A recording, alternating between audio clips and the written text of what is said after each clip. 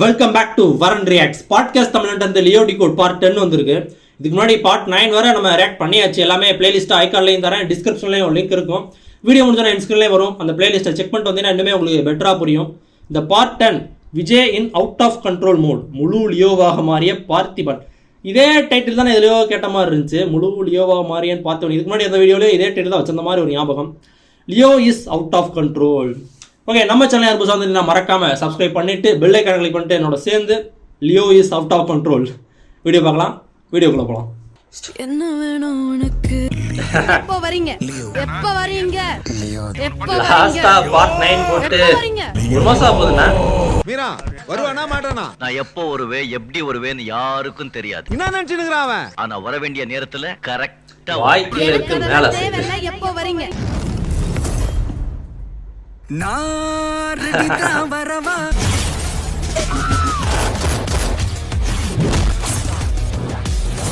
Hey guys, welcome back to another episode of PT. நான் தாண்டா Leo.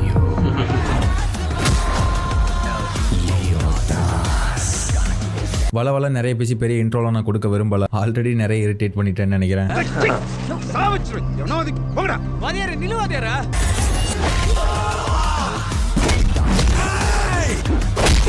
So இப்போ Leo பார்த்திபனா தன்னோட ப்ராப்ளம் எல்லாம் சால்வ் பண்ணிட்டு ஆல்மோஸ்ட் எல்லாரையும் நம்ப வச்சாச்சு. அண்ட் இப்போ பார்ட் 9 எண்டில் சத்யாவோட பேருக்கு ஒரு கொரியர் வந்திருக்கு. நெப்போலியன் பார்த்திபன் கிட்ட கொடுத்தாரா, அந்த கொரியரை லியோ ஓபன் பண்ணி பார்த்தாரா, அதுல என்ன இருக்குது அப்படின்னா ஹேண்ட் ரைட்டிங் எக்ஸாமினேஷன் அப்படின்னு இருக்குது. ஸோ இப்போ சத்யா ஆல்ரெடி அங்க பார்த்திபனோட இடத்துக்கு விசாரிக்க போயிருந்தாங்களா, சத்தியமங்கலத்துக்கு. அங்கேயே அவரோட ஹேண்ட் ரைட்டிங்கை வச்சு கன்ஃபார்ம் பண்ணிட்டாங்க அப்படிங்கறத நம்ம பார்த்திருந்தோம். ஸோ இது வந்துட்டு அவங்க ஏற்கனவே கொடுத்திருந்தது, ஆல்ரெடி எக்ஸாமினேஷன் அவங்க கொடுத்திருந்திருக்காங்க. அதுக்கான ரிப்போர்ட் இப்பதான் ரிசீவ் ஆயிருக்கு. சத்யா வீட்ல இல்லாத நேரம் அது ரிசீவ் ஆயிருக்கு. அதை பார்த்திபன் பார்த்துட்டாரு. பார்த்திபனுக்கு இது ஒன்னும் ஆச்சரியமான விஷயம் கிடையாது, அவருக்கு தெரிஞ்ச விஷயம் தான். நம்மள சந்தேகப்பட்டு நம்மளை கன்ஃபார்ம் பண்ணிக்கிட்டு இருக்காங்கிறது அவருக்கு தெரிஞ்ச விஷயம் தான். இப்போ அங்க ஆல்ரெடி சத்யா நம்பிட்டு தான், அதாவது நம்ம புருஷன் பார்த்திபன் தான் அப்படின்னு நம்பிட்டு தான் வாராங்க வீட்டுக்கு. பட் இங்க லியோ இந்த எக்ஸாமினேஷன் ரிப்போர்ட்டை பார்த்ததுக்கு அப்புறம் இந்த எக்ஸாமினேஷன் ரிப்போர்ட்டை வச்சு சத்யா பார்த்திபன் தான் அப்படின்னு வச்ச அந்த நம்பிக்கையை இன்னும் ஸ்ட்ராங்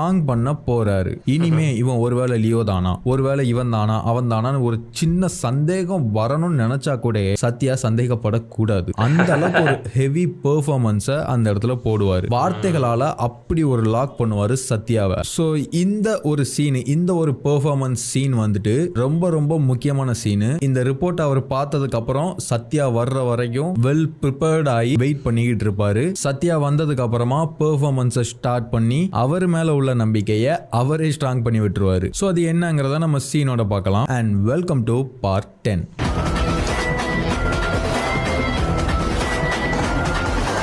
பார்த்திபன் ரூமுக்குள்ள பெர்ஃபார்மன்ஸுக்காக வெயிட் பண்ணிக்கிட்டு இருக்காரு. அப்ப சத்யா ஒரு விஷயம் சொல்லிக்கிட்டே உள்ள வராங்க. பார்த்தி வந்துட்டியா? திடீர்னு ஃபோன் வந்துச்சுன்னு அவசரமா கிளம்பி போனியாமே, எங்க போயிருந்த?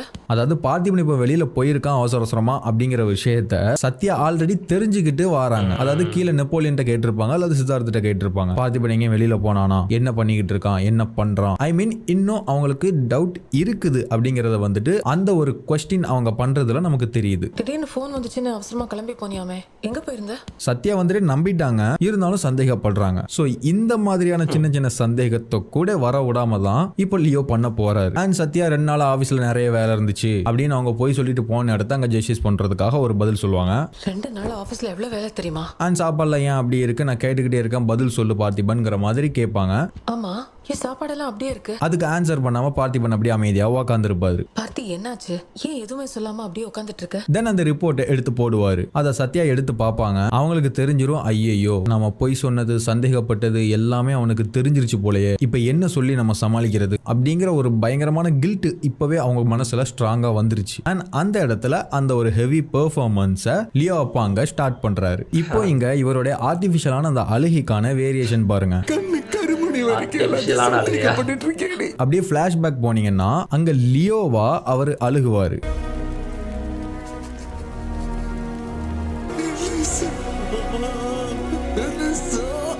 ஸோ இந்த அழுகையை பார்த்தீங்கன்னா இது வந்துட்டு அதிகமாக கோவப்படுறவங்க, லைக் இந்த ஆல்ஃபா மேல் இந்த மாதிரியான ஆளுங்க, அவங்க அழுகும் போது வாய்ஸ் அவுட் பண்ண மாட்டாங்க. அவங்களோட வார்த்தைகள் எதுவுமே வெளியில வராது. அப்படியே வந்தாலும் முழுங்கி தான் அந்த வார்த்தைகள் வரும். அழுகையோட சவுண்டு கூட அவங்க வெளியில விடாம அழுகுவாங்க. லைக் இன்ட்ரோவர்ட் மாதிரின்னு சொல்லலாம்.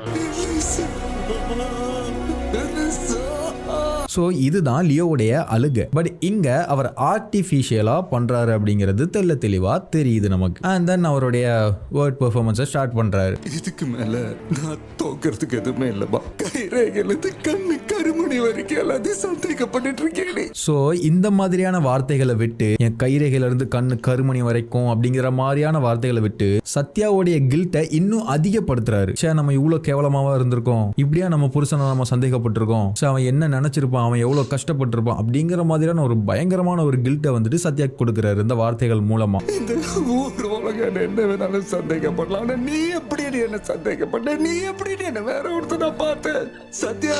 இந்த ஊர் என்னை சந்தேகப்படலாம், நீ எப்படி என்னையப்பட்ட சத்யா, நீ எப்படி என்னையப்பட்டன்னு அழுத்துறாரு. இது மூலமா அவங்க என்ன ஃபீல் பண்ணுவாங்க, தூரமா இருக்கிறவங்க தள்ளி இருக்கிறவங்க 4 பேர் இந்த மாதிரி சந்தேகப்படலாம். பட் நாம எப்படி அவனை சந்தேகப்பட்டிருக்கோம், நமக்கு சந்தேகம் வந்துச்சு, நாம பட்டிருக்க கூடாது அப்படிங்கிற ஒரு எண்ணத்தை இந்த வார்த்தைகள் மூலமா கொடுக்கிறாரு. ஐயோ, இனி நீ என்ன விளக்கம் கொடுத்தாலும் நீ என்ன சந்தேகப்பட்டுட்டேன்ற எண்ணத்துல இருந்து காலத்துக்கு என்னால வெளியில வர முடியாது. சந்தேகமே படக்கூடாது அப்படின்னு ஸ்டார்ட் பண்ணும்போது ஐயோங்கிறதுல ஸ்டார்ட் பண்றாரு. அதாவது நீ என்னை சந்தேகப்பட்டுட்ட அப்படிங்கிறது பெரிய தப்பு மாதிரி குத்தி காட்டுறாரு ஐயோ அப்படிங்கிற அந்த வார்த்தை மூலமா. தென் என்னை சந்தேகப்பட்டுட்டேங்கிறதுல இருந்து என்னால காலத்துக்கும் வெளியில வர முடியாது, அன்னைக்கு நீ சந்தேகப்படல அப்படிங்கிற ஒரு விஷயம் காலத்துக்கும் என் மனசுல இருந்து அழியாது அப்படின்னு அவர் சொல்றது மூலமா அவங்க என்ன நினைப்பாங்க, நம்ம சந்தேகப்படுறதுக்கு முன்னாடி நம்ம ஒரு 1000 வாட்டியாவது யோசிச்சிருந்திருக்கணும், இது இவ்வளவு பெரிய விஷயமா இருந்திருக்கு, காலத்துக்கும் அழியாத ஒரு விஷயமா இருந்திருக்கு, நாம அவன் மேல நம்பிக்கை இல்லாம இருந்தது அவனுக்கு அவ்வளோ பெயின்ஃபுல்லா இருக்குன்னா அவன் நம்மளை எவ்வளவு நம்பி இருப்பான், அப்படிப்பட்ட ஒருத்தனுக்கு இவ்வளவு பெரிய ஒரு ஏமாற்றத்தை வழியை நம்ம கொடுத்துட்டோமே, இதை எப்படி நம்ம சரி பண்றது, இவ்வளவு பெரிய தப்பை நம்ம எப்படி பண்ணோம், ஏன்டா இதை நம்ம பண்ணோம் அப்படிங்கிற மாதிரி ஃபீல் பண்ண வைக்கிறாரு அவங்கள. இவ்வளவு நாள் நம்ம வாழ்ந்த வாழ்க்கைக்கு ஒரு அர்த்தமே நம்ம போச்சு, அவ்வளவுதான். தென் வந்துட்டு இப்படி இந்த வார்த்தை மூலமா அவங்கள வந்துட்டு பயமுறுத்துறாரு. அவ்வளவுதான் இல்ல, நம்ம இவ்வளவு நாள் வாழ்ந்த வாழ்க்கைக்கு ஒரு அர்த்தம் இல்லாம போச்சு, அவ்வளவுதான் இல்ல, அதாவது இனிமே நம்மளால நார்மலா இருக்க முடியாது, இனிமே நம்மளோட வாழ்க்கை நமக்குள்ள இருக்கக்கூடிய வாழ்க்கை நார்மலா இருக்காது, இவ்வளவு நாள் நம்ம லவ் அண்ட் சப்போர்ட்டா இருந்தது எதுவுமே இனிமே இருக்க போறது இல்ல, இது வரைக்கும் நீ என்கிட்ட இருந்தது எல்லாமே நீ நடிச்சிருக்க, நீ ஃபேக்கா இருந்திருக்க, இப்படி ஒரு செகண்ட்ல நீ சந்தேகப்பட்டுட்ட, இவ்வளவு நாள் நீ என் கூட வாழ்ந்த வாழ்க்கை எல்லாமே உன்னை பத்தி எனக்கு தெரிஞ்சிருச்சு, நீ என்னை ஈஸியா சந்தேகப்படக்கூடிய ஒரு ஆளு, இனிமே நம்மளால நார்மலா இருக்க முடியாது, அவ்வளவுதான் அப்படின்னு பயமுறுத்துறாரு. நம்ம ஃபியூச்சர் நமக்கு ஹாப்பியா இருக்க போறது இல்ல அப்படிங்கிற மாதிரி ஒரு பயத்தை கொடுக்கிறாரு. அதுக்கு சத்யாவுடைய ரியாக்ஷன் பாருங்க. அவ்வளவுதான்.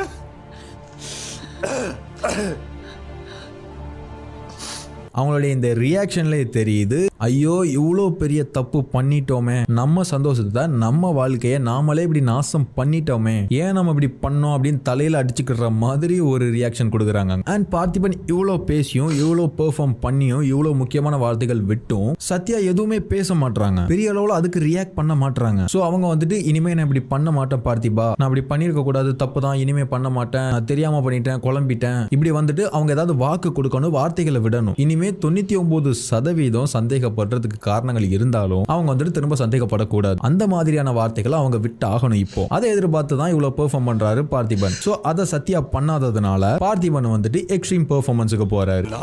அவ இல்ல, பார்த்திபன் அப்படிப்பட்ட ஒரு ஆளே இல்லன்னு இத்தனை வாட்டி சொல்லியும் அதாவது இதுல வந்துட்டு ஆக்ஷன், இப்போ அவரு பாடி ஆக்ஷனை வெளிப்படுத்துறாரு, சோ அவர் அப்படி இந்த ஃபீலிங்ஸை கோபமா வெளி ஆக்ஷனா பண்ணும்போது சத்யா வந்துட்டு அதுக்கு லைட்டா ரியாக்ட் பண்ணுவாங்க. பட் ஆனாலும் அவங்க எதுவும் வார்த்தைகளை வெளியே விட மாட்டாங்க. தென் பார்த்திபன் இன்னும் எக்ஸ்ட்ரீமா போய் இன்னும் வாய்ஸ் அவுட் அதிகமா பண்ணி கெட்ட வார்த்தை பேசி கோபப்படுவாரு. என்ன மாதிரி இருக்கான். பட் ஆனா அங்க இவர் இங்க சவுண்டா கத்தி பேசினதும் பின்னாடி தூங்கிட்டு இருந்த அவருடைய பொண்ணு சிண்டு எழுந்துரும். என்ன மாதிரி இருக்கான். உடனே பார்த்திபன் எஞ்சி போய் அந்த பொண்ணை தூங்க வைப்பார். ஒண்ணு இல்லம்மா, அப்பாக்கு உடம்பு சரியில்லை, நீ தூங்க. உடனடியே எஞ்சி போய் தூங்க வைக்கிறதுக்கு காரணம் என்ன, சின்ன பொண்ணு நாம சத்தம் போட்டதுனாலதான் எழுந்துருச்சு, நல்லா தூங்கிட்டு இருந்துச்சு, நம்ம திரும்ப தூங்க வைப்போம், இல்ல நாம இன்னும் சத்யா கிட்ட பேச வேண்டியது நிறைய இருக்கு, நம்ம பெர்ஃபார்மன்ஸ் இன்னும் பேலன்ஸ் இருக்கு, இப்ப இந்த புள்ள எஞ்சிருச்சுன்னா நம்மளால அதை பண்ண முடியாது, அதனால தூங்க வைக்கிறாரா? இது ரெண்டுமே கிடையாது. அவர் அங்க எமோஷனலாலாம் சத்தம் போடல, அவர் அங்க எமோஷனலா இருக்கிற மாதிரி நடிக்க தான் செய்யறாரு. சோ அவர் அங்க வேணும்னே சத்தம் போடுறாரு. வேணும்னா என்ன மாதிரி எழுப்பி இருக்கு? அப்புறம் தூங்க சத்தம் போட்டா வைக்கிறாரா? குழந்தை எழுந்துரும் தெரிஞ்சு சத்தம் போடுறாரு. குழந்தை எழுந்திருக்குது. சடனா எஞ்சி போய் தூங்க வைக்கிறாரு. அது ஏன் அப்படின்னு கேட்டீங்கன்னா, தன்னோட ஃபேமிலிக்காக அவர் எவ்வளவு சாக்ரிஃபைஸ் பண்றாரு, அவருடைய ஃபீலிங்ஸ் கொண்டு நமக்காக சாக்ரிஃபைஸ் பண்றாரு, அவரை நம்ம சந்தேகப்படுறோமே அப்படின்னு சத்யாவை ஃபீல் பண்ண வைக்கிறதுக்காக அப்படி ஒரு விஷயம் பண்றாரு. ஏன்னா அவர் எமோஷனலா அங்க பயங்கரமா கஷ்டத்துல பேசிக்கிட்டு இருக்காரு. பட்டுன்னு குழந்தை எழுந்திருச்சு, குழந்தைய போய் தூங்க வைக்கிறாரு. அவர் மனசுல இருக்கிற வலி, பேச்சுல இருக்கிற நடுக்கம் எல்லாத்தையும் கண்ட்ரோல் பண்ணிட்டு அவர் அப்ப அங்க ஒரு சாங் சிங் பண்ணி குழந்தைய தூங்க வைப்பாரு.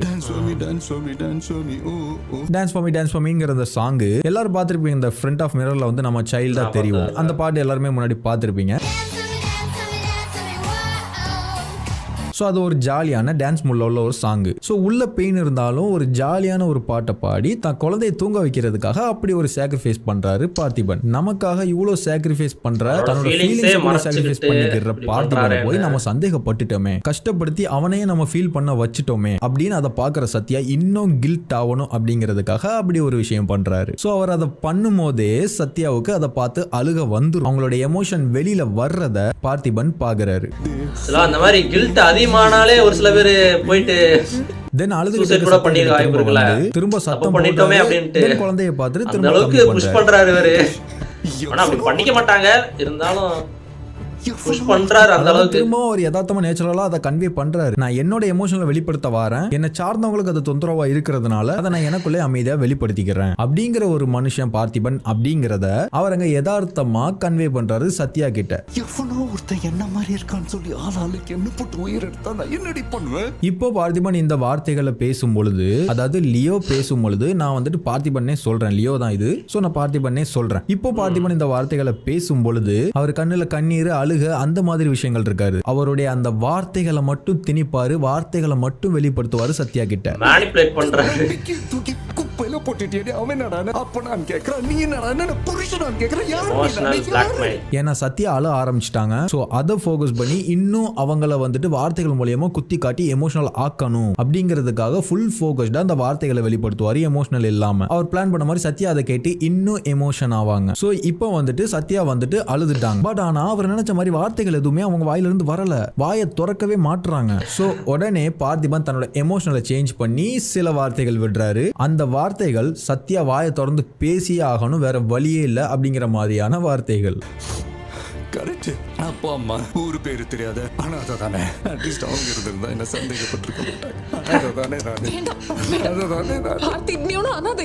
சோ பார்த்திபன் தன்னைத்தானே அனாதன் தாழ்வு படுத்திக்கிறதுனால சத்யா அதுக்கு ரியாக்ட் பண்றாங்க. ஏன் ரியாக்ட் பண்றாங்கன்னு கேட்டீங்கன்னா, இதே சம்பந்தமா ஆல்ரெடி நம்ம ஒரு சீன்ல பார்த்திருந்தோம். ஜோஷி, சத்யா, பார்த்திபன் 3 பேர் அந்த காஃபி ஷாப்ல வச்சுட்டு அந்த விசாரிக்கிற சீன் வரும்ல, அதுல வந்துட்டு ஜோஷி வந்துட்டு பார்த்திபனை வந்துட்டு நீ ஒரு அனாதை இல்லத்துல வளர்ந்தவன் தானே அப்படிங்கிற மாதிரி விசாரிப்பாரு. அதுக்கு சத்யா அது பிடிக்காம தன் புருஷன் பார்த்திபனை ஒரு அனாதை அப்படிங்கறத சொல்றது பிடிக்காம அந்த கான்வர்சேஷனை அப்படி ஸ்டாப் பண்ணிட்டு அங்க இருந்து கிளம்புவாங்க. நீ வளர்ந்ததெல்லாம் ஆஃபரேஜ் தானே? என்னது இது? This is bullshit. விக்டிம் கிட்ட அக்யூஸ்ட் மாதிரி நடந்துக்கிறீங்க, அது உங்களுக்கு புரியுதா? கிளம்பலாம் பார்த்தியா? சோ அப்படின்னா பார்த்திபன் ஒரு அனாதை அப்படிங்கிறது அப்படின்னு யாராவது சொல்றதோ இல்ல அப்படிங்கிற ஒரு விஷயமோ சத்யாவுக்கு சுத்தமா பிடிக்காது. சோ அதை இங்க பார்த்திபன் யூஸ் பண்றாரு, சத்யாவை பேச வைக்கிறாரு. அந்த வேர்ட சொல்லி கிளியர் பண்றாரு. பார்த்திபனியோட அனாதை ஜிவிஎம் லியோட ஆளுன்னு சொன்னார் பாருங்க. காரணம் சொல்லுவாங்க. இது எதுவுமே சந்தேகப்பட்டு பண்ணல. மறக்காம அந்த பாட் செக் பண்ணிட்டு வாங்க. அவங்க கிட்ட சொல்லணும்ல, அவன் அந்த ஆள் இல்ல, என் புருஷன் பார்த்திபன் தைரியமா சொல்லணும்ல. அது ஏன் உனக்கு புரிய மாட்டேங்குது? நான் உன்னை சந்தேகப்பட்டு பண்ணல, மத்தவங்க கிட்ட சொல்லணும்ல அவன் கிடையாது இவன் என் புருஷன் அப்படிங்கிறதுக்காக தான் நான் விசாரிச்சேன், நான் உன்னை சந்தேகப்படல அப்படிங்கிற மாதிரி அவங்க பட்ட சந்தேகத்தை அவங்க அங்க நியாயப்படுத்திட்டாங்க. அவங்களோட அழுகையும் அங்க நின்றுச்சு பாருங்க. அதாவது அவங்களுடைய கில்ட் இப்ப அவங்கள விட்டு போயிருச்சு, அவங்க வந்துட்டு அவங்கள நியாயப்படுத்திட்டாங்க அப்படிங்கிறது அங்க தெரியுது. சோ அதை பார்த்த பார்த்திபன் சும்மா இருப்பாரா? அவங்கள விட்டு போன கில்ட் தாழ்வு பண்ண போனமே திரும்ப அவங்களுக்குள்ள கொண்டு வர்ற மாதிரி சில வார்த்தைகளை அங்க விடுவாரு பார்த்திபன். ஒண்ணு மட்டும் கேட்கணுமா, நீ என்ன வேற ஒருத்தனை பார்த்ததுக்கு அப்புறம் எப்படி நீ என்ன தொட்டு பேசுவ?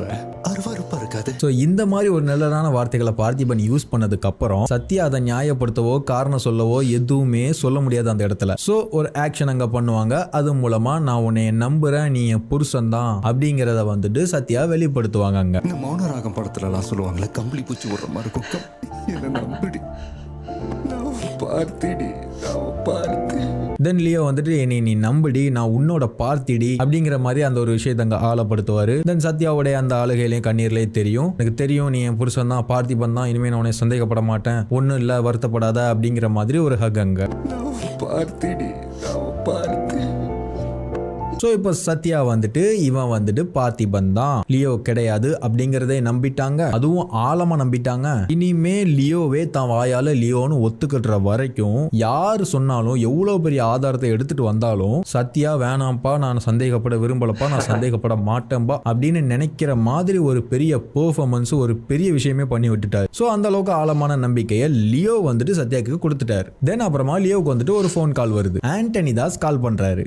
லியோ, நான் உனக்கு கொடுத்த டைம் முடிஞ்சிருச்சு, நீ வரல, அதான் உன்னை பார்க்க நானே வந்தேன், வெளியில பாரு. தென் உடனே பார்த்திபன் ஏஞ்சி போய் விண்டோ வழியா வெளியே பாக்குறாரு. அங்க வெளியே ஆண்டனி தாஸ் மொத்த கும்பலையும் கூட்டின்னு வந்து நிக்கிறாரு. இது இவ்வளவு தூரம் போயிருக்க வேண்டாம், நீயா வந்து என்கிட்ட நீதான் லியோன்னு சொல்லியிருந்தா இப்போ இங்க வந்து நின்று இருக்க மாட்டேன். அதாவது இது இவ்வளவு தூரம் போயிருக்க வேண்டாம், நீயா வந்து ஒத்துருந்திருக்கலாம், நாங்க வந்து நின்றுக்க மாட்டேன். இது மூலமா என்ன சொல்றாருன்னா, நம்ம 9th பார்ட்ல பாத்திருந்தோமா, கெபேய அவரே கொன்னுட்டு, அதாவது லியோவே கொன்னுட்டு ஆண்டனி தாஸ் மேல பழிய போட்டாரா, அததான் அங்க ஆண்டனி தாஸ் சொல்றாரு. கபேய கொலை பண்ணிட்டாரு, அந்த எவிடன்ஸையும் கிளியர் பண்ணிட்டாரு. அந்த பணத்தை எடுத்துட்டு வந்து தன்னோட காஃபி ஷாப் மேலே போட்டு இப்படி பப்ளிக்கை விட்டு ஒரு விஷயத்த சொல்ல வச்சு என்ன பழி வாங்குறதுக்காக இந்த ஆண்டனி தாஸ் தான் பண்ணிருக்கான் அப்படிங்கிற பழிய ஆண்டனி தாஸ் மேல போட்டு, இது இவ்வளவு தூரம் போயிருக்க வேண்டாம், நீனே வந்து ஒத்துருந்திருக்கலாம், அதான் நானே வந்துட்டேன் அப்படிங்கிற மாதிரி அந்த போயிருக்க வேண்டாம், நீயா வந்து என்கிட்ட நீதான் லியோன்னு சொல்லியிருந்தா இப்போ இங்க வந்து நின்று இருக்க மாட்டேன். தென் அப்புறமா ஆண்டனி தாஸ் அவரை சிரிச்சு பேசி கோவப்படுத்துறாரு. லியோ வந்துட்டு பயங்கர கோவமா இருக்கிறாரு அந்த இடத்துல. தென் ஆண்டனி தாஸ் ஒரு வார்த்தை விடுறாரு, இதுக்கிடையில உன் பையன் எங்க இருக்கான்னு யோசி. சோ இந்த வார்த்தையை கேட்டதும் கோவமான அந்த முகத்தை உடனே பதட்டமாக்குறாரு. தன்னோட பையன் சித்தார்த்த வீட்டுக்குள்ள தேட ஆரம்பிக்கிறாரு. சித்தார்த்தங்க, என்னாச்சு? சித்துங்க பாரு, எங்க தேட்டாலும் கிடைக்க மாட்டான், எந்த இடத்துக்கு போனோமோ இந்நேரம் அங்க போய் சேர்த்துருப்பான். ஆனா ஆண்டனி தாஸ் இப்படிலாம் வார்த்தைகள் சொல்லியும் லியோ வந்துட்டு இன்னும் சித்தார்த்த தேடிக்கிட்டு தான் இருப்பாரு. ஏன்னா இவன் நம்மளை கொலப்புறான், பயமுறுத்துறான் அப்படிங்கிற ஒரு நேரத்துல தேடிக்கிட்டு இருப்பாரு. சத்யா விட்டு தூங்கிட்டு இருக்க குழந்தை எடுத்துட்டு வர சொல்லுவாரு. குழந்தை எடுத்துட்டு வா, குழந்தை. And then Antony Das Leo நம்பாததுனால இப்படி ஒரு வார்த்தையை சொல்லுவாரு. ஆனா உன் பையன் செம்ம கியூட்டா அவனாத்தம் படிக்க வந்து மாட்டிக்கிட்டான். இந்த வார்த்தையை கேட்டதுக்கு அப்புறமா பட்டமா தேடிட்டு இருக்க லியோ சடனா நின்னு ரியாக்ட் பண்ணுவாரு. அதுல ஆண்டனி தாஸ் கேக்குதான்னு வேற அழுத்துவாரு லாஸ்ட்ல. ஓம் பையன், அதாவது ஓம் பையன் தம் அடிக்க வந்து மாட்டிக்கிட்டான், அதாவது ஓம் பையன் லியோவுடைய பையன் அப்படிங்கறத கேக்குதான்னு அவரை அழுத்துறாரு. சோ இது சம்பந்தமா நான் ஒரு ஷார்ட்ஸ்ல கூட பேசியிருப்பேன், சேனல்ல இருக்க, முடிஞ்சா அதையும் செக் பண்ணி பாருங்க. அண்ட் தென் லியோ அதை கேட்டு சரி ஓகே நம்ம பையனை இவங்க தான் தூக்கிருக்காங்க அப்படின்னு ரியாக்ட் பண்ணுவாரு. பின்னால இருந்து சத்யா குழந்தைய தூக்கிட்டே சித்தார்த்த எங்கன்னு கேட்டபடி வருவாங்க. பார்த்திபனுக்கு வந்துட்டு இப்ப தெரிஞ்சிருச்சு நம்மள இவன் பயமுறுத்தல, உண்மையிலே சித்தார்த்த தூக்கிட்டானுங்க அப்படின்னு டிசைட் பண்ணவரு. அதனால டேபிள்ல இருக்கிற ஒரு கத்தி எடுத்து சத்யா கையில கொடுத்து என்ன மாரி எவன் உள்ள வந்தாலும் குத்துற அப்படிங்கிற மாதிரி சொல்லுவாரு. என்ன மீறி எவன் உள்ள வந்தாலும் குத்துறேன், குத்துறேன். அதாவது இப்போ அவர் வெளியில போய் ஃபைட் பண்ண போறதா டிசைட் பண்ணிட்டாரு. சோ அதனால என்ன மாரி எவன் உள்ள வந்தாலும் குத்துற அப்படிங்கிற மாதிரி சத்யா கிட்ட சொல்லுவாரு. சத்யா அதுக்கு பயத்தோடையும் தைக்கத்தோடையும் எதுக்குன்னு கேட்பாங்க. அதுக்கு அவர் பதில் சொல்லாம குத்தி தான் ஆகணும், இதை புடி அப்படிங்கிற மாதிரி கையில கொடுத்துருவாரு. சத்யா அதுக்கு எந்த வித மறுப்பும் தெரிவிக்காம, அதுக்கு காரணம் கூட அங்க நின்னு கேட்காம அவர் சொன்னதை கேட்டு கத்திய வாங்கிப்பாங்க. ஏன்னா அவங்க ஏன், எதுக்கு, எதனால அப்படின்னு சந்தேகப்படுற மாதிரி கொஸ்டின் பண்ணிட்டார்ல, அததான் நம்ம பார்த்தோம்ல. சோ அதோட இம்பாக்ட் தான் இங்க சத்யா ஃபேஸ்ல தெரியுது. தென் ஸ்டெப்ஸ் கீழ இருக்கக்கூடிய ஒரு சீக்ரெட் ரூமுக்குள்ள சத்யா உள்ள வச்சு லாக் பண்ணிட்டு ஃபைட் பண்றதுக்காக வெளியில கிளம்புறாரு. அப்ப ஆண்டனி தாஸ் லியோ கிட்ட ஒரு விஷயம் சொல்றாரு. நீ லியோவா இருக்க வேணாம், ஆனா உள்ள ஆள் மனசுல யோசிச்சு பாரு, நான் ஏன் உன் பையனை தூக்கிட்டு போனோம். 22 வருஷத்துக்கு முன்னாடி உன் தங்கச்சி செத்த அதே நாள் இன்னைக்கு நான் ஏன் உன் பையனை தூக்கிட்டு போவணும் அப்படின்னு அவர் ஒரு கேள்வி எழுப்புனதும் சடனா ஸ்டாப் ஆவாரு லியோ. தென் ஸ்டாப் ஆகி அவர் அதுக்கப்புறம் சொல்றத சீரியஸா கேட்பாரு. அதாவது இவ்வளவு நேரம் ஓடி தெரிஞ்சு போன காதல இருந்தா எடுத்து அப்படி இப்படி பண்ணிக்கிட்டு இருப்பாரா. இப்ப இவர் அந்த கேள்வியை ஆரம்பிச்சதும் நான் ஏன் உன் பையனை தூக்கிட்டு போகணும், அந்த கேள்வியை ஆரம்பிச்சதும் அது அவர் ஆரம்பிக்கும் போதே தெரியும் ஏன் காரணம் அப்படிங்கறத சொல்லிட்டு. சோ அதனால சீரியஸா நின்னு கேட்பாரு. லியோ என்ன காரணத்தை எதிர்பார்த்து பயந்து சீரியஸா கேக்குறாரோ அதே காரணத்தையே ஆண்டனியும் சொல்லுவார். இன்னைக்கு உன் பையனை கூட்டிக்கிட்டு போறேன்னா என்ன உனக்கே தெரியும். இன்னைக்கு அந்த நாளை அவர் மென்ஷன் பண்ணும்போது லியோவுடைய அந்த ஃபேஸ்ல இருக்க அந்த ரியாக்ஷன்லேயே தெரியும் அவர் நினைச்ச காரணம் தான் அப்படிங்கிறது. தான் தங்கச்சிக்கு நடந்தது அந்த நாள் அப்படிங்கிற மாதிரி அவர் ரீகேப் பண்ணி பாக்குறாரு. தென் இதெல்லாம் கேட்டு லியோவா அந்த கோவத்தை எமோஷனே வெளியில காட்டாம அதை ஹைட் பண்ணிட்டு பார்த்திபனா நார்மலா ஒரு ஆன்சர் பண்றாரு. சொன்னா புரியாதாடா, எனக்கு தங்கச்சியும் இல்ல ஒரு மயிரும் இல்லடா, பையனை விடுறா மாறிரே.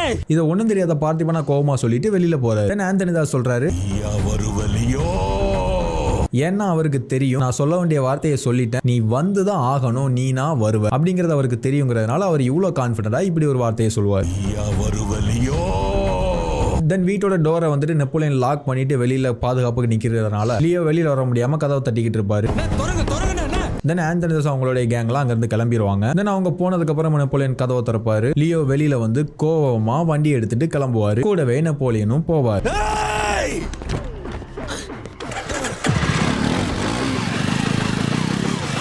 ஆந்தனி இந்த ஷாட்ல பாத்தீங்கன்னா இங்க மொத்தம் எத்தனை கார் போகுதுன்னா டோட்டலா 24 கார் இந்த போகுது. சீன் வந்து behind the scenes லாம் அப்ப எப்படி 24 கார் போகுது. இப்போ இந்த 24 கார்ல ஒரு காருக்கு ஒரு 4 பேர்னு போட்டாலும் மொத்தமா 96 பேர் போறாங்க. அதுவே காருக்கு 3 பேர்னு போட்டாலும் ஒரு 70-72 பேர் போறாங்க. சோ லியோ எவ்வளவு டேஞ்சரானவரா இருந்திருந்தா, ஆந்தனிக்கு லியோ மேல எவ்வளவு பயம் இருந்திருந்தா இத்தனை பேரோட ஆந்தனி ஒரு ஆளை பாக்குறதுக்காக வந்திருப்பாரு. இத்தனை பேர் பாதுகாப்புல 23 வண்டிகளுக்கு நடுவுல பாதுகாப்பா இந்த ஒருத்தனை கோவப்படுத்தி விட்டு அவனுக்கு பயந்து போறாருன்னா அந்த ஒருத்தன் எவ்வளவு மோசமானவனா இருப்பான். சோ இத்தனை பேரையும், அதாவது தப்பிச்சு போறாங்கன்னு வச்சுக்கோங்க, லியோ கிட்ட இருந்து தப்பிச்சு போற இத்தனை பேரையும் 70-90 பேரையும் லியோ ஒரே ஆளா வெறும் டம்மி போலீஸான நெப்போலியனை கூட வச்சுக்கிட்டு இவங்க எல்லாரையும் காலி பண்ணுவாரு. ஊர் எல்லையை கூட தாண்ட விட மாட்டாரு.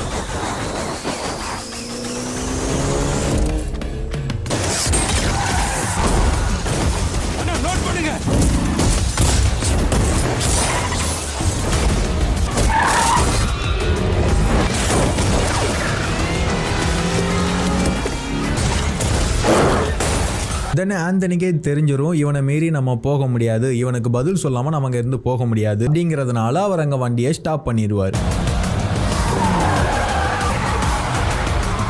பட் அவர் ஸ்டாப் ஆகுறதுக்கு வேற ஒரு காரணமும் இருக்கு. அது நான் எண்ட் ஆஃப் த வீடியோல சொல்றேன், அதாவது பின்னாடி சொல்றேன். அண்ட் முக்கியமா லியோவுடைய இந்த வேகத்துல பாத்தீங்கன்னா அவர் பைக்ல இருந்து காருக்கு ஷிஃப்ட் ஆகுவார். அப்போ பின்னாடி ஒரு மனுஷன் இருக்கான், அவன் நமக்கு உதவி பண்றவன் அப்படிங்கறத கூட யோசிச்சு பார்க்க மாட்டாரு. வெறும் கோவத்தோடையும் வேகத்தோடையும் போய்கிட்டு இருக்காரு. இவனுங்க எல்லாத்தையும் நிறுத்தி ஆகணும், தன் பையனை கூட்டு போகணும் அப்படிங்கிற ஒரே தாட்டு மைண்ட்ல இருக்கு. மத்தபடி சுத்தி இருக்கிற எவனை பத்தியும் கேர் பண்ண மாட்டாரு. முன்னாடி சொல்லியிருந்தேன்ல, லியோ எந்த அளவுக்கு செல்ஃபிஷான ஒரு கேரக்டர், தனக்காகவும் குடும்பத்துக்காகவும் என்ன வேணாலும் பண்ணலாம் அப்படின்னு நினைக்கக்கூடிய ஒரு கேரக்டர். அந்த மனுஷனை அப்படி டீல்ல விட்டுட்டு அப்படி போயிருவார்.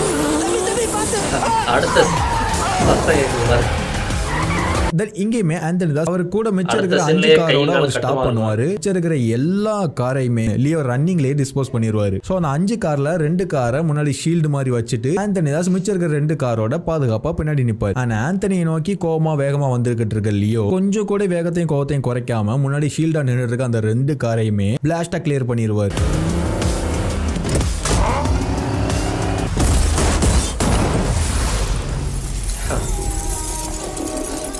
தென் வந்துட்டு லியோ கீழே விழுந்து எழுந்திருப்பாரு. ஆந்தனி எக்ஸ்பெக்ட் பண்ண மாதிரி அவர் கொஞ்சம் சோர்வா இருக்காரு, அதாவது அவர் கொஞ்சம் பவர்லெஸ்ஸா ஸ்பீட்லெஸ்ஸா இருக்காரு, கொஞ்சம் வீக்கா இருக்காரு அப்படிங்கிற மாதிரி அவர் அங்க தெரியுறாரு. ஆந்தனி பிளான் பண்ண மாதிரி தென் ஆந்தனி தான் கிட்ட இருக்கிற மிச்சம் அந்த 6 பேரை வச்சு இவனை கண்ட்ரோல் பண்ணிடலாம் அப்படிங்கிற ஒரு எண்ணத்துல அவங்கள அனுப்புவார். ஆந்தனி லியோவை பத்தி நினைச்சது என்ன, அவனால இப்ப பவரா ஃபைட் பண்ண முடியாது அண்ட் ஸ்பீடாவும் ஃபைட் பண்ண முடியாது. சோ அது ரெண்டுமே இல்ல அப்படிங்கறத வந்துட்டு அங்க கன்வே பண்ற மாதிரி அந்த முதல் நபரை வந்துட்டு லியோ பஞ்ச் பண்றாரு. சோ அந்த ஒரு அடி மூலமா அவன் இவ்ளோ சோர்வானாலும் இத்தனை பேரை சமாளிச்சுட்டு வந்திருந்தாலும் அவன் இன்னும் இவ்ளோ பவரா இருக்கான் அப்படிங்கறத வந்துட்டு அங்க கன்வே பண்றாங்க. தென் மிச்சம் இருக்கிற 5 பேரையும் அவர் அடிக்கிறது மூலமா அவர் இன்னும் டயர்டாகல ஸ்பீடா தான் இருக்காங்கிறத அவங்க கன்வே பண்றாங்க.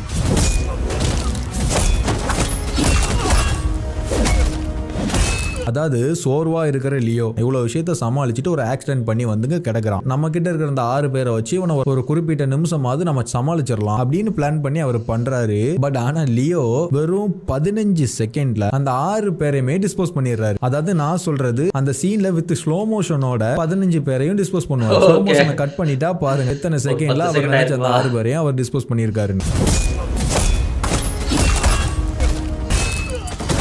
தென் இப்ப லியோ ஆந்தனி தாஸை நோக்கி போறாரு. பட் ஆனா அங்க ஆந்தனி தாஸ் தான் லியோ அடிப்பாரு. அதாவது இவ்வளவு பவர்ஃபுல்லான ஒருத்தன் லியோ ஆந்தனி தாஸை ஸ்ட்ரெயிட் ஃபார்வர்டா ஃபேஸ் டு ஃபேஸ் தான் மீட் பண்ண போவாரு. அவரும் பெரிய அளவுல ஸ்விங் பண்ணி எல்லாம் ஃபைட் பண்ண மாட்டாரு. பட் ஆனாலும் லியோ அதை டிஃபெண்ட் பண்ணாம அடி வாங்குவாரு.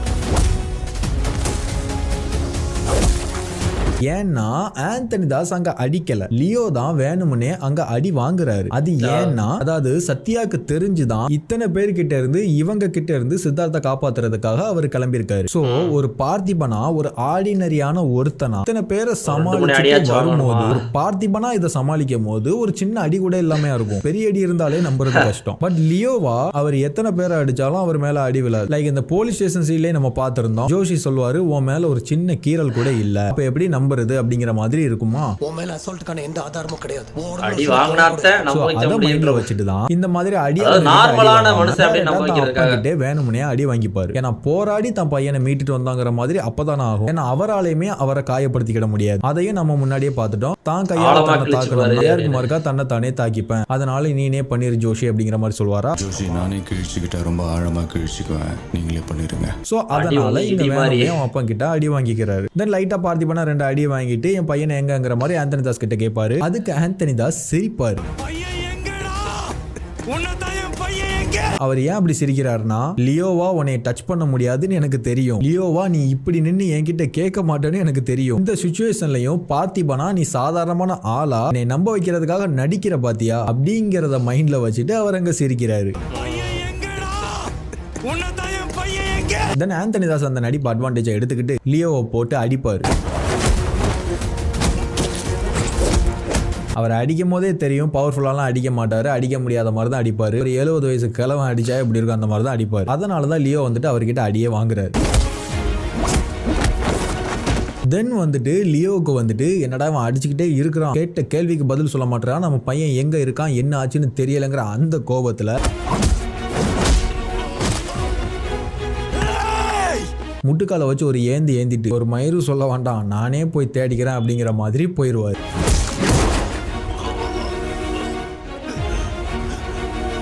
இருக்கிற காரோலையெல்லாம் போய் தேடுவாரு.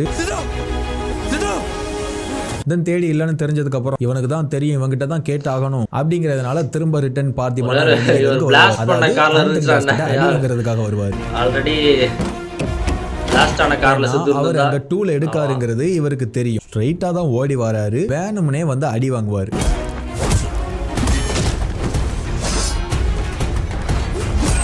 இப்போ ஆந்தனி தாஸும் வெப்பன் எடுத்துருவாரு, லியோவுமே ஒரு வெப்பன் எடுத்துருவாரு, காரோட அலாவில் ஒன்னு எடுத்துருவாரு. பட் ஆனா வெப்பனை வச்சு அவரை அடிக்க மாட்டார். ஏன்னா வெப்பனை யூஸ் பண்ணி அவரை அடிச்சாருன்னா என்ன ஆகும்னு தெரியும்ல. சோ வந்துட்டு அந்த வெப்பனை வச்சு டிஃபெண்ட் மட்டும் தான் பண்ணுவார்.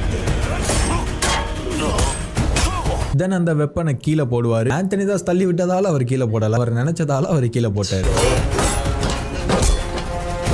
தென் கையால அடிப்பாரு. தென் ஆண்டனியை காரோட வச்சு லாக் பண்ணி கேட்பாரு. சோ இப்போ இவருங்க கேட்கும் போது பாருங்க, நம்ம பார்ட் 1ல பார்த்தோம் இல்லையா அந்த காஃபி ஷாப் ஃபைட்ல வச்சு இந்த ஃபேஸ் எமோஷன் வேரியேஷன் வந்துட்டு நம்ம பார்த்திருந்தோம் இல்லையா. ரைட் சைடுல லியோவாவும் லெஃப்ட் சைடுல பார்த்திபனாவும் ரியாக்ட் பண்ணுவார். சேம் அதே ஃபேஸ் தான் இங்க ஆந்தனி தாஸ் கிட்ட காட்டுறாரு. ரைட் சைடுல இந்த லியோவுடைய ஃபேஸ பாருங்க எவ்வளவு பயங்கரமா டெரிஃபிக்கா இருக்கு. அதே லெஃப்ட் சைடுல பாருங்க ஒரு ஆர்டினரியான ஒருத்தனுடைய சாதாரண கோபமான முகம்.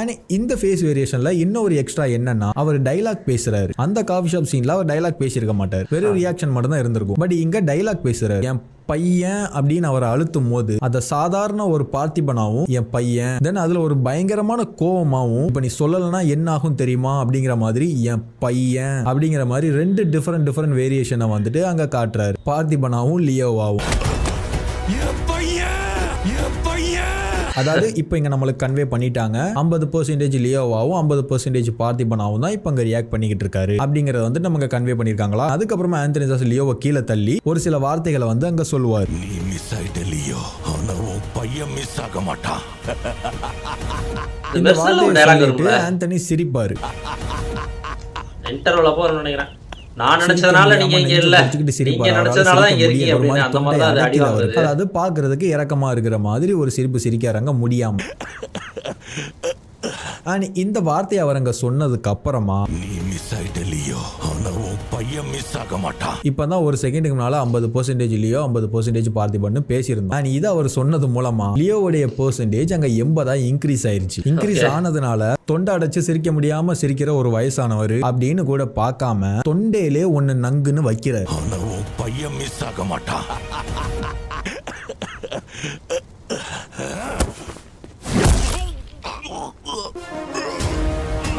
தென் அதுக்கப்புறமா Sound effect லியோவா, அப்ப. அதாவது 80% லியோவா, நான் லியோ இல்ல பார்த்திபன் தான் அப்படிங்கிற மாதிரி அங்க சொல்லுவாரு.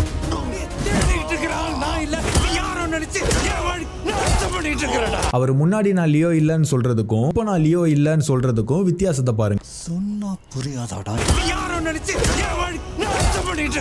அதாவது இப்போ இங்க ஆண்டனியோட முகத்தை பாருங்க, அவருடைய நிலைமைய பாருங்க, திணறிக்கிட்டு இருக்காரு.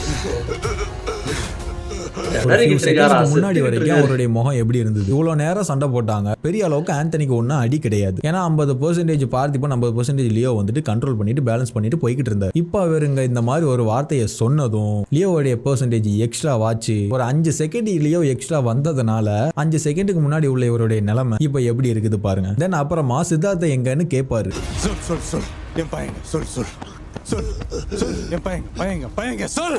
இதுக்கு முன்னாடி வரைக்கும் பாதி பார்த்திபனா சித்தார்த்த கேட்டுக்கிட்டு இருந்தார்ல, ஒரு பதட்டமா இருக்கிற ஒரு அப்பனா கேட்டுக்கிட்டு இருந்தாரு. பையன் எங்கடா என் பையன்? இப்ப வந்துட்டு லியோவா ஒரு டெவிலா கேக்குறாரு. சொல் சொல் சொல் என் பையன் சொல் சொல். அண்ட் தென் அதுக்கப்புறமா லியோவை கொஞ்சமா கம்மி பண்ணிட்டார். இப்போ 50% குறைச்சிட்டாரு. அண்ட் தென் அதுக்கப்புறமா திரும்பவும் ஆந்தனிதாஸ் ஒரு விஷயம் சொல்றாரு. நீ என் பையன் ஒத்துக்க, நான் உன் பையன். அடிபட்ட தொண்டையில இதை கேட்டோன்னே இன்ஸ்டன்டாவே இப்படி பேசுறாரு. இன்னுமா நீ நம்பல குறைச்ச லியோவை திரும்பவும் கொஞ்சம் கொஞ்சமா வெளியில கொண்டு வராரு. ஐயோ நாம பையன் இல்ல இல்ல இல்ல இல்ல. அதாவது அவர் இல்லன்னு சொல்ற அந்த ஆன்சர்லயே பாருங்க, இல்லன்னு ஆரம்பிக்கிறது பார்த்திபன் ஆரம்பிக்கிறாரு, ஐயோ இல்ல அப்படின்னு ஆரம்பிக்கிறாரு. அப்படியே கொஞ்சம் கொஞ்சமா இன்க்ரீஸ் ஆகி லியோவா முடிக்கிறாரு. அதாவது வார்த்தையில ஆரம்பிச்சு கையில முடியுது. லியோ வெளியில வந்தா கைகால் தானே பேசும், லைக் அந்த மாதிரி இந்த பார்ட்டி டு லியோ வேரியேஷனை வந்துட்டு அந்த டயலாக் மூலியமா அங்க கன்வே பண்றாரு.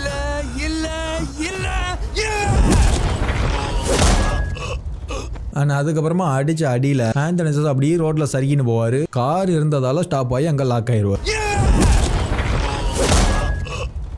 அதாவது அந்த மனுஷனோட இந்த நிலைமையை பாருங்களேன். இப்ப ஆக்சுவலா ஆந்தனிதாஸ் அவர் எப்படியும் செத்து போயிருவாரு, ஏதோ உயிர் கொஞ்சமா மிச்சமா இருக்கு, சாகிறதுக்கு முன்னாடி நிலைமை அப்படின்னு வச்சுக்கோங்களேன். அந்த நிலைமைக்கு ஆளாயிட்டாரு. ஒரு 10 செகண்டுக்கு முன்னாடி 10 நிமிஷமா ஃபைட் பண்ணிக்கிட்டு இருந்தாங்க. பார்த்திபன் கூட ஃபைட் பண்ணிக்கிட்டு இருந்தாரு. அப்பெல்லாம் ஒரு சின்ன கீறல் கூட இல்ல. தேவையில்லாத வார்த்தைகளை வெளியில விட்டு ஒரு 10 செகண்டா லியோவை கொண்டு வந்ததுனால கிட்டத்தட்ட செத்து போற நிலைமைக்கு வந்து இப்படி கிடக்குறாரு. அண்ட் தென் அதுக்கப்புறமா பார்த்திபன் வந்துட்டு லியோவை கொஞ்சம் கொஞ்சமா கம்மி பண்றாரு, அமைதிப்படுத்துறாரு. அண்ட் தென் ஆந்தனிதாஸ் உயிர் போற நிலைமையில கிடக்குறாரு. அவருக்கே தெரிஞ்சிச்சு நம்ம செத்துறோம் அப்படின்னு. சரி கடைசியா ஒரு சிகரெட் பிடிச்சிக்கலாம் அப்படிங்கிற ஒரு எண்ணத்துல சிகரெட் பாக்ஸை வெளியில எடுக்கிறாரு. அவரால் அது கூட முடியல, நடுங்கிக்கிட்டே முடியாம எடுக்கிறாரு. தன்னோட ரத்த கையால அந்த சிகரெட்டை எடுத்ததுனால அந்த சிகரெட் வந்துட்டு உடஞ்சிச்சு, அதை வாயில வச்சிருக்கிறாரு. அண்ட் தென் ஆந்தனி லியோவை பாக்குறாரு, லியோவும் ஆந்தனியை பாக்குறாரு. இப்போ வந்துட்டு லியோவா இல்ல, லியோவை கம்மி பண்ணிட்டாரு, பார்த்திபனா தான் இருக்கிறாரு. அதான் அமைதியான ஒரு பார்வை பாக்குறாரு. அந்த சிகரெட்டை பத்த வைக்கிறதுக்காக தன்னால முடியல அப்படிங்கிறதுக்காக லியோவை வந்துட்டு கூப்பிடுறாரு. அவரும் எழுந்து வாராரு. வந்து ஆந்தனிதாஸை அவர் பாக்குறாரு. இந்த ஒரு ஃபேஸ்ல பாருங்க, நான் முன்னாடியே சொன்ன மாதிரி ரைட் சைடுல லியோவுடைய முகமும் லெஃப்ட் சைடுல பார்த்திபனுடைய முகம் தான் அவர் காட்டுவார். அதை நம்ம பார்த்திருந்தோம் இல்லையா? இப்போ அங்க அந்த லியோவுடைய முகம் இருக்குல்ல, அது வந்து மறைச்சிருக்குது. லியோவுடைய பார்வை வந்துட்டு அந்த முடி மறைச்சிருக்குது. அதாவது இப்போ இங்க அவர் லியோவா இல்லாம வெறும் பார்த்திபனா அமைதியா வந்து அவர் முன்னாடி இருக்கிறாரு அப்படிங்கறத வந்துட்டு நமக்கு கன்வே பண்றாங்க. தென் அதுக்கப்புறமா உடஞ்சிருக்கிற அந்த சிகரெட் அவர் எடுத்து போட்டுட்டு வேற சிகரெட்டை எடுக்கலாம்னு அந்த பாக்ஸ் எடுக்க போறாரு. அப்ப ஆந்தனிதாஸ் அவரை பிடிச்சி இழுத்து திரும்பவும் ஒரு கேள்வி ஒண்ணு கேட்கிறார். சொல்லு, நீதானே? அதாவது நம்ம செத்துருவோம், சாகிறதுக்கு முன்னாடி இவன் லியோவை தான் தெரிஞ்சுக்கிட்டாது சாவோம் அப்படின்னு எண்ணத்துல கேட்டாரான்னு கேட்டீங்கன்னா அது கிடையாது. அதுக்கு வேற காரணம் இருக்குது, அதை நான் பின்னாடி சொல்றேன். ஆனா அங்க லியோவா இல்லாம லியோவை மறைச்சிட்டு வெறும் பார்த்திபனா அமைதியா தான் வந்து இருக்கிறாரு. திரும்பவும் அவர்கிட்ட இப்படி ஒரு கொஸ்டினை கேட்டு திரும்பவும் லியோவை தூண்டி விட்டுட்டாரு. சோ இப்போ அங்க லியோ வெளியில வந்தா என்ன ஆகும், என்ன ஆயிருக்கும் அந்த இடத்துல அப்படிங்கறத வந்து அடுத்த ஷாட்ல கன்வே பண்றாங்க. இவர் இந்த கேள்வியை கேட்டதோட கட் பண்ணா அப்படி தாசன் கோல ஹேரால்ட் தாஸ் படுத்து கிடக்குறாரு. அவருக்கு அங்க போன் அடிக்குது. இந்த போனை எடுத்தா ஆந்தனி இப்போ உயிரோட இல்ல அப்படிங்கிற நியூஸ் அவருக்கு வருது. நீதானே?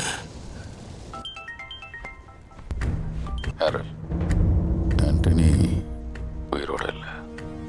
சோ அவனும் லியோவை குறைக்க நீனும் ஏத்தி வெட்டினா கடைசியில செத்து தான் போகணும். சோ அதை வந்துட்டு லியோ முன்னாடி ஒருத்தன் லியோவை கோவப்படுத்துறான், அவன் செத்து போறதுதான் முடிவு அப்படிங்கறத வந்துட்டு அடுத்த கட்ல ஒரு நியூஸா கன்வே பண்றாங்க. நீதானே? ஆண்டனி உயிரோட இல்ல. அண்ட் இப்ப இங்க இவரு சித்தார்த்த கூட்டிட்டு போய்கிட்டு இருக்காரு. ஆந்தனிதாஸ் அங்க வீட்டுல இருக்கும் போது சொன்னாரு அவன் எங்க போகணுமோ போய் சேர்ந்திருப்பான் அப்படிங்கிறது. கேட்டாலும் கிடைக்க மாட்டான், அதான் travel ல இருக்காங்க. நேரம் அங்க போய் சேர்ந்திருப்பான். பட் அங்க லியோ அதை நம்பாம இவன் நம்மள பயமுறுத்துறதுக்காக சொல்றான்னு சொல்லிட்டு தேடுவார்ல. சேம் அவர் நினைச்ச மாதிரி ஆந்தனி தாஸ் கொலைப்படுறதுக்காகவும் பயமுறுத்துறதுக்காகவும் தான் சொல்லியிருக்காரு. ஏன்னா அவன் இன்னும் அங்க போய் சேரல. சித்தார்த் வந்துட்டு தாசன் கோக்கு கூட்டிட்டு போய்கிட்டு தான் இருக்கிறாங்க. சோ அப்ப அங்க வீட்டு வாசல்ல அவர் போன் பேசிக்கிட்டு இருக்கும் போது அந்த காருக்குள்ள தான் சித்தார்த்தும் இருந்திருக்கிறான். ஏன்னா இவர் வந்துட்டு எப்பவுமே ஆந்தனி தாஸ் கூட தான் இருப்பாரு. சோ அந்த காருக்குள்ளயும் சித்தார்த் தான் இருந்திருக்கிறான். அதனாலதான் ஆந்தனி தாஸ் அங்கே நிக்காம வண்டி எடுத்துட்டு கிளம்பிட்டாரு. போய்கிட்டு இருக்க அந்த 24 வண்டியில ஒரு வண்டியில தான் சித்தார்த்தும் இருந்திருக்கிறான். இடையில ஒரு விஷயத்த ஆந்தனி தாஸ் வண்டியை ஸ்டாப் பண்ண விஷயத்த பின்னாடி சொல்றேன்னு சொல்லியிருந்தேன்ல. அது என்னன்னா ஆந்தனி தாஸ் ஒரு சில வண்டிகளை முன்னாடி போக சொல்லுவார். ஏன்னா ஆந்தனி தாஸுக்கு தெரிஞ்சிடும் இவன் நம்மள ஊர் எல்லையே கடக்க விட மாட்டான், ஸ்டாப் பண்ணிடுவான். அப்படிங்கறதுனால சித்தார்த் வந்துகிட்டு இருக்க அந்த வண்டியும் அது கூட ஒரு சில வண்டிகளையும் முன்னாடி போ சொல்லிடுவார். அவங்க முன்னாடி போயிருவாங்க. ஆந்தனி தாஸ் இங்க வண்டியை லாக் பண்ணி லியோவை டைவர்ட் பண்ணிடுவார். சோ சித்தார்த் சேஃபா தாசன் கோக்கு பணையம் வச்சுதான் சித்தார்த்த லியோவை தாண்டி தாசன் கோக்கே அனுப்பியிருக்காரு.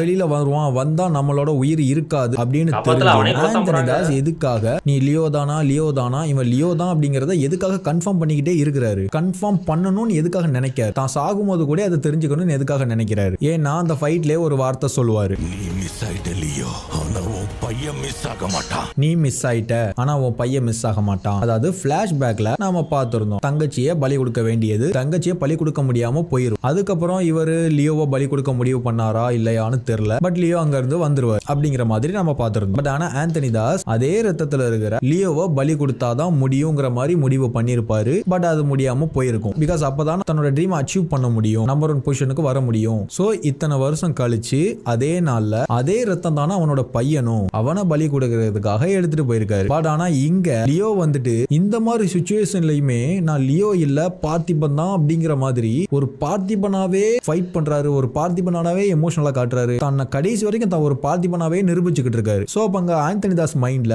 என்னதான் இவன் லியோ தான் அவர் நம்பினாலும் இருந்தாலும் ஒரு சந்தேகம் அவர் மைண்ட்ல வருது, ஒருவேளை உண்மையிலேயே பார்த்திபனா தான் இருப்பானோ. ஏன்னா அந்த அளவுக்கு அவர் பெர்ஃபார்ம் பண்றாரு அங்க லியோ. அதனால நீதானான்னு கன்ஃபார்ம் பண்ணிட்டு இருக்காரு. ஏன்னா தப்பா பலி கொடுத்துட முடியாதுல்ல. அவர் அந்த பலி கொடுக்கறதுல பெரிய நம்பிக்கை வச்சிருக்கிறாரு. அதனால அதை கன்ஃபார்ம் பண்றதுக்காக கேட்டுக்கிட்டே இருக்கிறாரு. அண்ட் லியோ வந்துட்டு ஆந்தனி தாஸ் கிட்ட அடி வாங்குறாரு. பட் ஆனா இத்தனை பேரை கொல்ல நினைச்ச அவரு ஏன் ஆந்தனி தாஸை கொல்லறதுக்கு முயற்சி பண்ணல ஃபர்ஸ்ட்? அதாவது லியோ வர்றதுக்கு முன்னாடி இத்தனை பேரை கொலை பண்ணார்ல, 50% லியோவா இருந்துட்டு அப்ப ஏன் ஆந்தனி தாஸை கொலை பண்ண ட்ரை பண்ணல அப்படின்னு கேட்டீங்கன்னா, ஏன்னா ஆந்தனி தாஸ் வந்துட்டு பெரிய ஆளு, அவனை கொன்னுட்டோம் அப்படின்னா அது பெரிய பிரச்சனையாகும், இன்னும் பல கூட்டங்கள் வரும், அப்புறம் அவங்க எல்லாரையும் கொல்ற மாதிரி ஆயிரும். அதெல்லாம் வேணான்னு டிசைட் பண்ணிருப்பாரு. ஏன்னா நம்ம பார்த்திபன், நம்ம ஒரு ஆர்டினரியான ஒரு ஆளு, இனிமே கொலை பண்ணிக்கிட்டே இருக்க போறது கிடையாது. சோ இதை எப்படியாவது ஒரு பார்த்திபனாவே நம்ம சால்வ் பண்ணிடலாம் அப்படிங்கறதுனாலதான் அவர் அங்க லியோவா அவனை கொலை பண்ணாம இருப்பாரு. பட் அது ஒரு அளவுக்கு மேல எக்ஸ்ட்ரீமா போய் லியோ வரணும், லியோவை பார்க்கணும் ஆந்தனி தாஸ் ஆசைப்பட்டதால ஆந்தனி தாஸ் உயிரோட இல்ல. சோ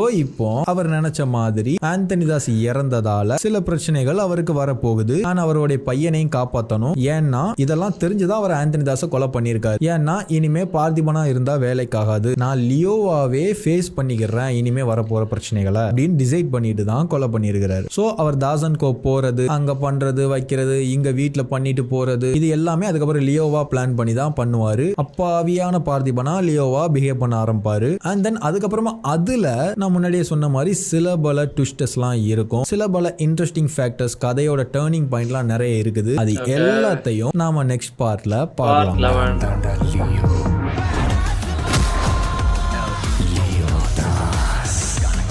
ஸோ இன்ட்ரெஸ்டிங்காக இருக்கும், வெயிட் பண்ணி பாருங்க. சாரி